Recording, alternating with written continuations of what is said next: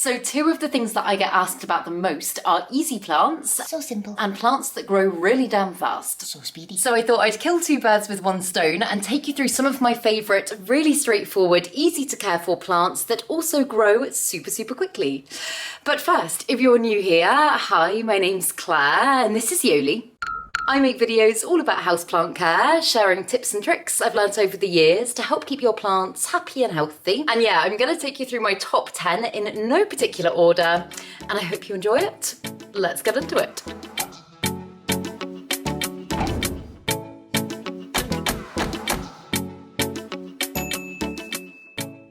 So the first one is the one that you can see hanging down here. It is the Scindapsus Exotica, and this is such a beautiful plant, and it's grown very quickly and got very long, so I'm just going to get it down so I can show you it a little bit better.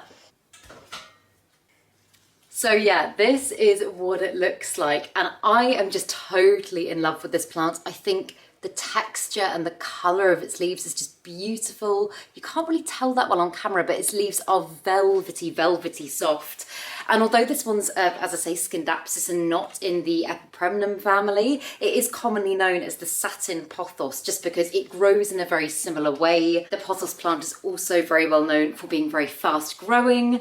And this is one of the first, I was going to say more unusual plants that I added to my collection. It's not actually unusual at all. It's become very common. It's one that you kind of see in a lot of garden centres here in the UK nowadays.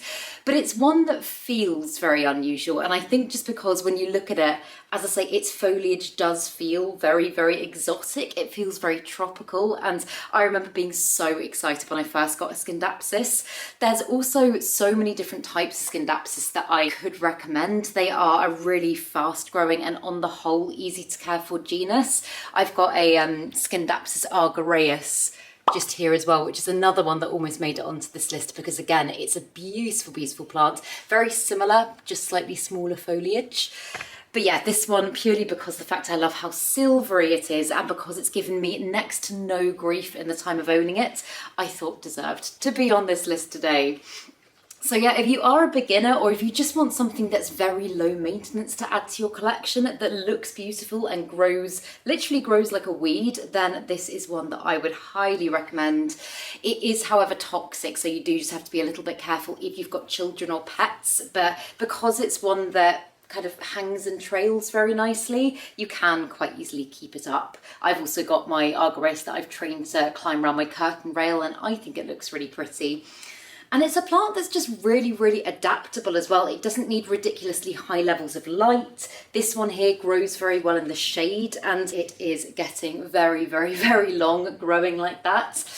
The one thing that you do have to think about is if you want its growth to really size up, obviously increasing its light and also getting it onto a moss pole and not growing it as a hanging plant are two things that really help. And if you look at the size of the growth at the top here, it's absolutely ginormous compared to the growth down here. And don't get me wrong, I don't mind that, but if I wanted to achieve really lovely big growth like this, then moss pole and higher light would probably be the best way to go about it. But yeah, I just think it's gorgeous. It's very easy, it's very quick, it ticks all the boxes, and it is just a fabulous plant. And I know Alocasia are commonly known for being quite difficult plants, but this is genuinely not just one of my easiest Alocasias, but I would say one of my easiest plants in general. So I had to include it on this list. It is the Alocasia Regal Shield. And this is an Alocasia that I barely do anything to. I've currently got it in semi-hydroponics. It's in a Lechuza pond mix. And I've just got its little water reservoir in there. Oh my goodness, it's due for a pot upgrade already because look at those roots. I literally only swapped out its pot maybe a month ago. And it's giving me such insane growth. And I got this one probably about 6 months ago now when it was teeny tiny. It was literally a tiny baby. It had, I think, 1 or 2 very little leaves. And I have never known an Alocasia to size up so quickly. And I know when I first got this plant, I had a lot of messages from you guys who owned this plant and you were saying, oh my God, like you said you didn't want to get any more big plants. This one's going to get big really quickly. And it really has. So it's currently just about outgrowing the cabinet that I've got it in. And it's another very big one that I'm gonna have to find space for in the rest of my home, because if it keeps sizing up at this rate, it's gonna push me out. But the reason I say it's so easy is because typically with alocasia, I just find them to be, not always, but plants that can kind of, I don't know, they've got a mind of their own. They can be quite difficult to figure out. I've got some in my collection that took me ages to figure out. One, in fact, that I'm thinking of, my variegated Frydek, that took me like a year to feel like I'd actually kind of cracked the code with it. Whereas this one, I've just kept it in one place. It really didn't require much acclimation when I first got it. I put it in semi-hydro. I top up its reservoir once a week. And I do nothing else. I literally do nothing else, and it is continuously giving me beautiful new growth. So if you are a little bit scared of alocasias, I would say this is a really perfect one to start with. It's got beautiful kind of velvety foliage, really striking, beautiful veination. It grows quickly, it gets pretty big pretty fast. And yeah, I'm just finding it a very rewarding plant to grow. And another one I speak about on a pretty regular basis, but for very good reason, is the Philodendron Dean McDow. And just look how beautiful it is. Honestly, this plant is aesthetically, I think, one of my favourites. I know it doesn't need a lot of caring for, but just looking at it makes me so happy. It's got beautiful pillowy leaves, and it really does not take a lot to keep this plant happy. I got this one about this time last year. I got it in January, so just after Christmas, and it only came with a couple of leaves at the time, and it's a plant that I've wanted for a really long time, but I'd never owned before. And honestly, it is one that has just continuously given me so much growth over the time that I've had it without me having to do much to it at all. Like, again, I watered this one on average roughly kind of every week and a half. It lives in a very low light spot, and there's never been a time in my time of owning this plant where it hasn't been giving me new growth. And if you look at the bottom just there, you can see it is currently starting to give me a new growth point again, and we are in like the darker non-growing season months here in the UK. So the fact it's still giving me growth is pretty amazing, because I have got some plants that have gone into a slight bit of dormancy at the moment. But yeah, it's one that I just find amazingly rewarding to grow. As I say, its foliage is just to die for. It's so beautiful and just very tropical looking, very exotic, very tropical. I mean, I know it is tropical, but it feels like a very special plant. So yeah, if you're looking for something very easy that sizes up very quickly, is very adaptable and very fast growing, then this is 100% the plant for you. And another alocasia that you might be quite surprised is on this list is the Alocasia mitelitana, commonly known as the Alocasia Frydek. And this one is growing a little bit wild at the moment, but as you can see, it is such a stunning alocasia. And although, and as I've already said in this video, although alocasias typically are quite well known for being quite dramatic plants, the mitelitana for me, once I kind of figured it out, has been such a straightforward, easy to care for alocasia. And it's definitely one that if I was starting all over again with houseplants and didn't know anything about, I feel like I'd get on pretty well with if I had the right instruction.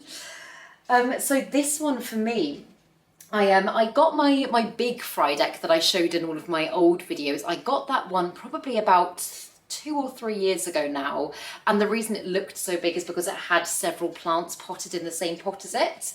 And I decided to divide that plant, and I ended up with literally about 16 different babies. I had loads of them. And about kind of 6-8 months ago, I just started to really mourn my big Alocasia Frydek, and I was like, oh, I kind of wish I hadn't divided so many. Let's try and get it back. And so I just potted a couple of sections up together, and I've just let them grow, and I'm almost back at the stage it was before. It's such a fast grower once it gets going. And the way that I get mine growing as quickly as I do is it's another one I've got in semi-hydroponics. This is Soil Ninja's Lechuzapon equivalent, and it's really happy in this as opposed to soil. I'm having much more luck growing alocasia in semi-hydro than soil nowadays. So yeah, that's the first thing. And although it is a plant that can take a little bit of direct sun, I personally find actually kind of medium light is what suits this plant. I've got it about 2 meters back from a south-facing window, so it doesn't actually get any direct sun. It just kind of gets medium to bright light most of the day. It doesn't require a huge amount of humidity. It's just really, really awesome. The one thing you do have to be a little bit careful of with this plant is pests, and my one here has had spider mites fairly recently. Some of its leaves, I don't know if you can really tell, but some of its leaves are looking a little bit mottled because, as I say, it has had pests. But otherwise, it's another one that I just keep the reservoir filled and I don't really do anything to. So yeah, if you're looking for something a little bit unusual, I think this one to a lot of people is still considered to be quite a rare plant, whatever you deem the word rare to mean. But it's definitely one that I think is 100% fast growing and pretty easy to care for. And then these next ones are 100% some of my favourites. I love these plants more than anything, and they are definitely very quick to grow.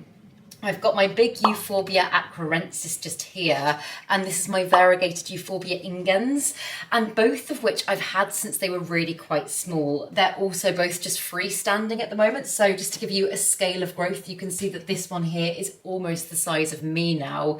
And no word of a lie, I think 2 months ago, it was about here, because I said in a video, let's try and gauge how much it's grown by looking at the bottom of that box. They grow like philodendrons. I've said this before, they look like cacti, they grow like philodendrons. They are so speedy. And I think they've definitely, for me, been some of the easiest plants in my collection just because I really don't have to do that much to them. Like, I keep them by the window here. They do like fairly high lights. That suits them really well.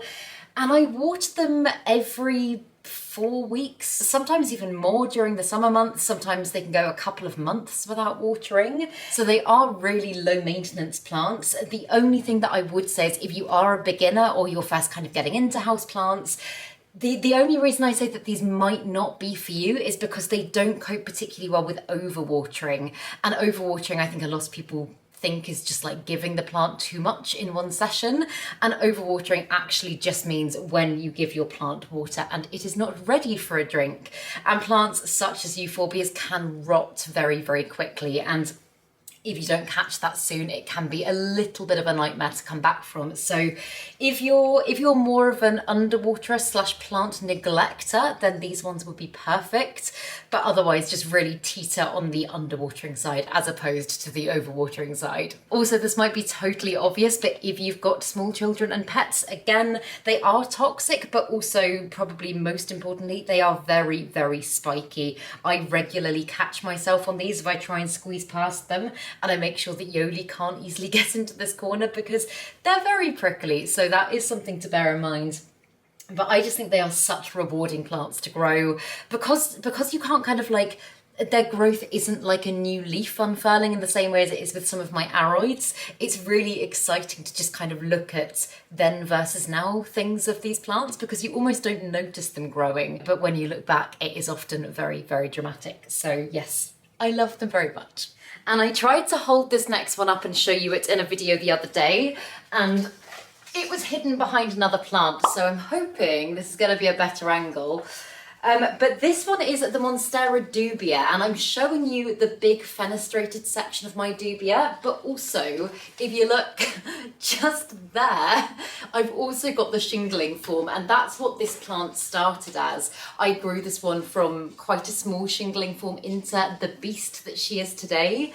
And for that reason, for me, this has been one of the easiest and 100% one of the fastest growing plants in my collection. When I showed you it in that video, which was my most recent upload, so maybe 3 days ago, this leaf here was still hardening off, and now it is already starting to push out another leaf. So this one is just growing like crazy. And I think the common misconception with this plant is that because it's a monstera and because it's one that can survive in lower light conditions, a lot of the time people keep it in lower light and then wonder why it's not growing quicker and why it's not sizing up. And it is one that I found can actually be acclimated to tolerate direct sun. Oh my God, also it's so heavy, I might have to put it down and put some clips in. Oh, But yes, can be acclimated to tolerate direct sun, and that combined with higher levels of heat and humidity will just get this plant growing like a weed. So yeah, if I was trying to get the dubia to speed up and size up, that is personally what I would recommend.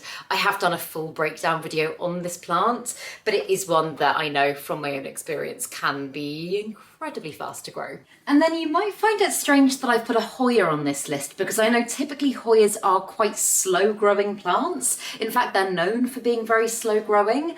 But this one, for me, has been an absolute exception. It's the Hoya Bella, and this one has been so quick to grow. I've had this one for I think a year and a half-ish now, and I got it as a very small plant, and the growth it's given me in the time that I've had it is pretty insane.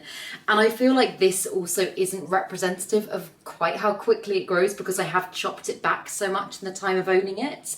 But it's a really easy one to propagate, and what I'll typically do is just take a cutting like that, either stick it straight down into soil or propagate it in water. It does tend to prop very easily in pretty much any medium, to be honest.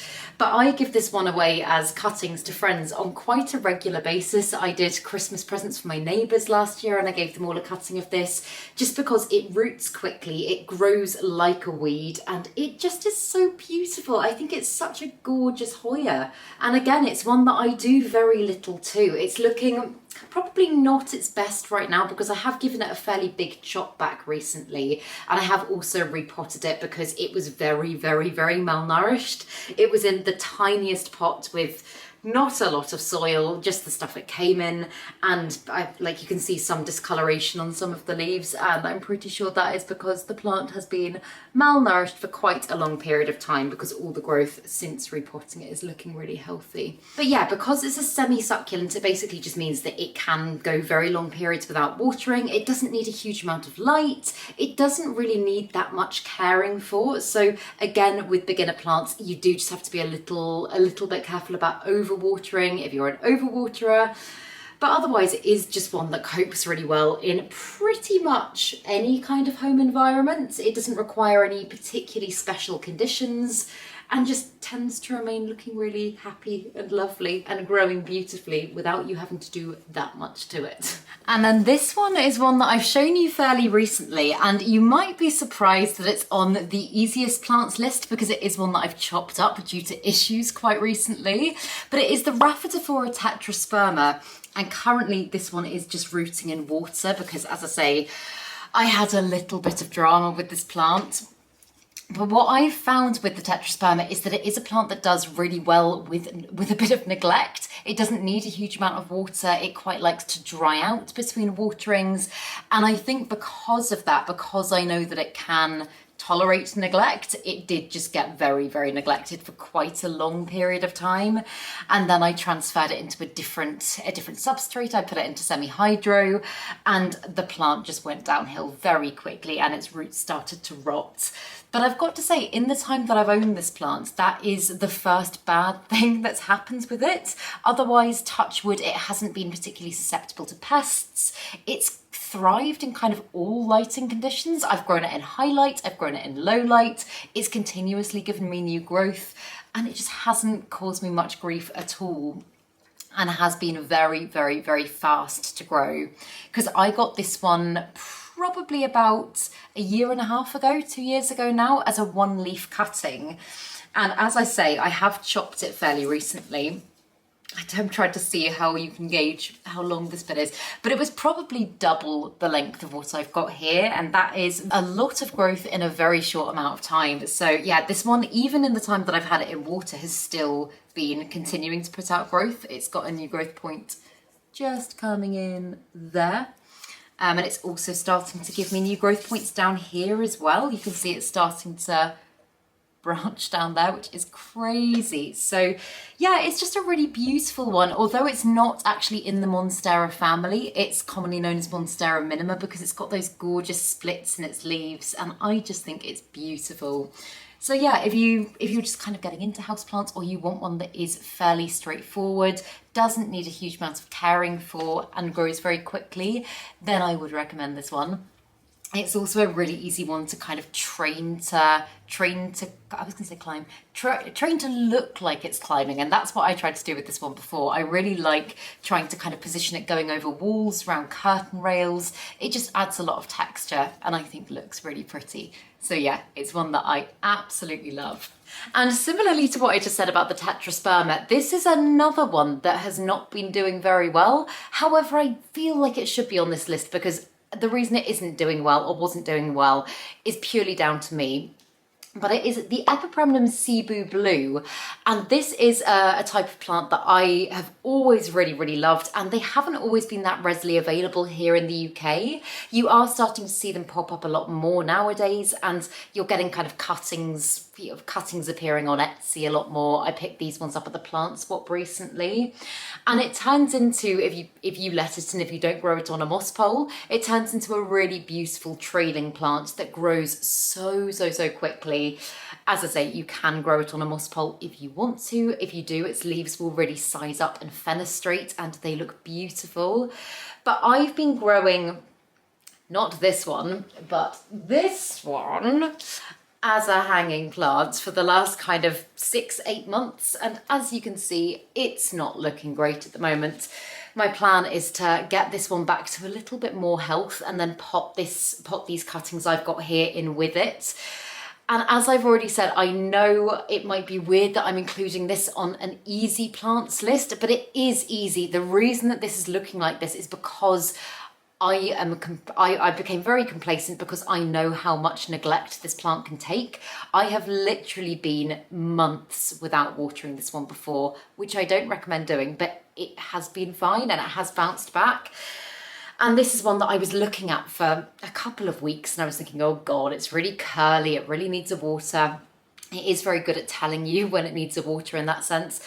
But I watered my other plants and then this one wasn't quite ready, and instead of going back and checking on it, I just decided to leave it, which I shouldn't have done. And now I have got a little bit of yellowing / browning on the leaves, and I am going to need to give it a good prune back.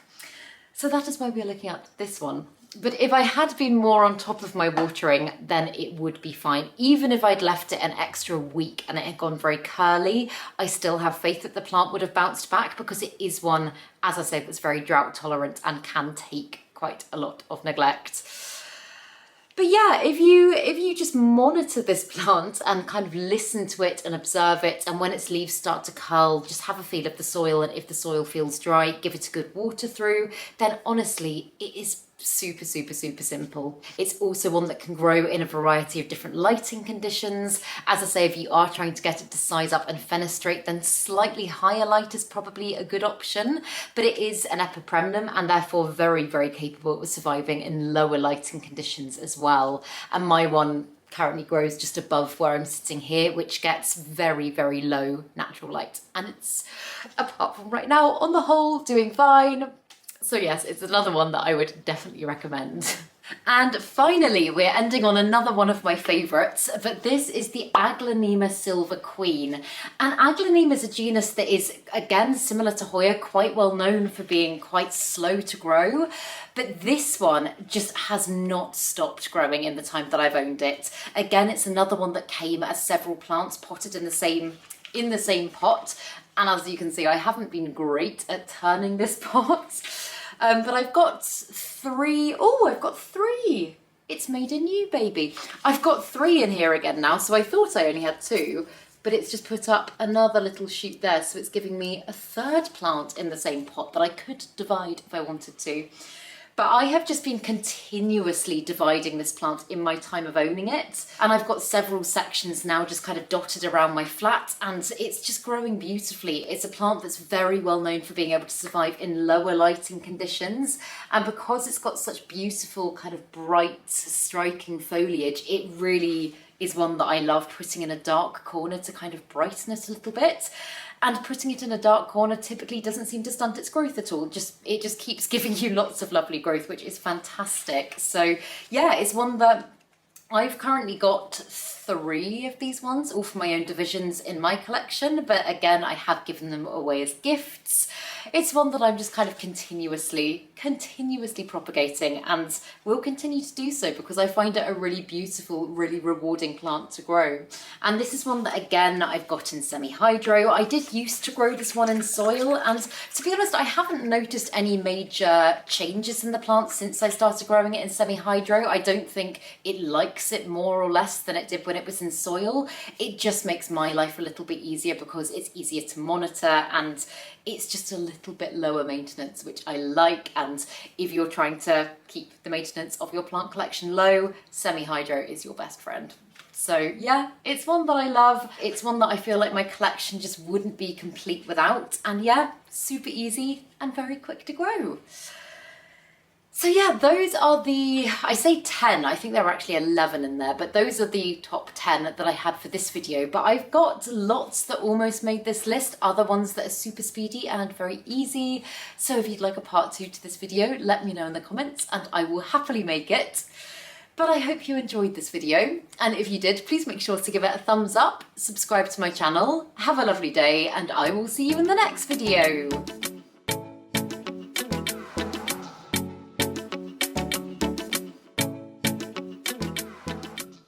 Stay sexy, plant lovers.